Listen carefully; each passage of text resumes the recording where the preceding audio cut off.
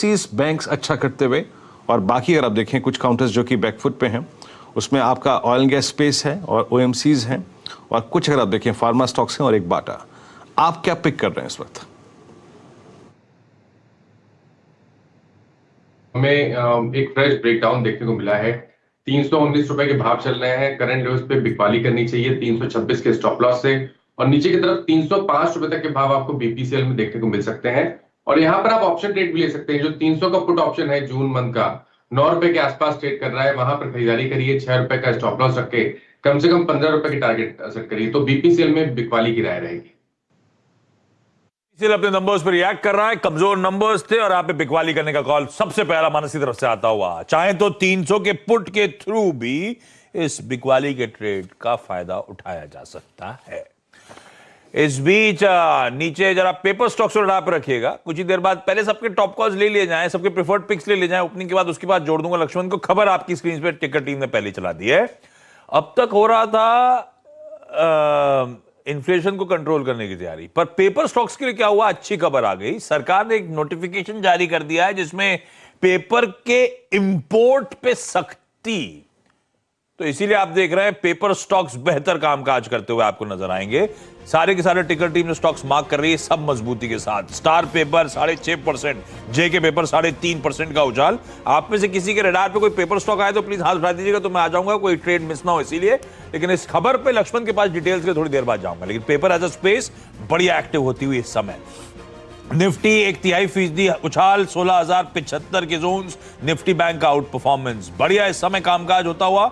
और जो स्टॉक के रिएक्शंस हैं, टोरेंट फार्मा 8% उछाल के साथ अपने नंबर्स पे। अब इस समय नंबर्स में यूएस का कामकाज एक्सपेक्टेशन से बेहतर परफॉर्म करके दिया, बेहतर ग्रो करके नजर आया, वो हाईलाइट है। 1 for 1 बोनस का तड़का ऐड कर दीजिए। Torrent pharma at day's highs 8% का उछाल इस समय आपकी स्क्रीन पर।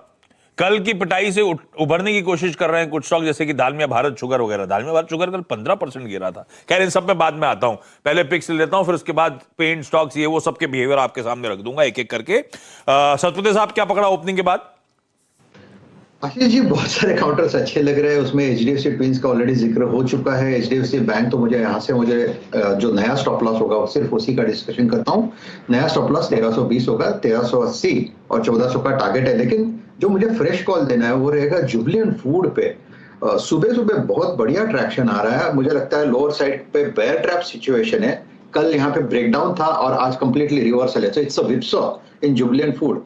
सो 480 के ऊपर इसका बाय अगर बनता है तो स्टॉप लॉस हमें प्लेस करना है 475 का, और इसका इंट्राडे का पहला टारगेट होगा 505 का। 505 510 तक का मुझे लगता है जुबिलेंट फूड में क्विकली मिलेगा।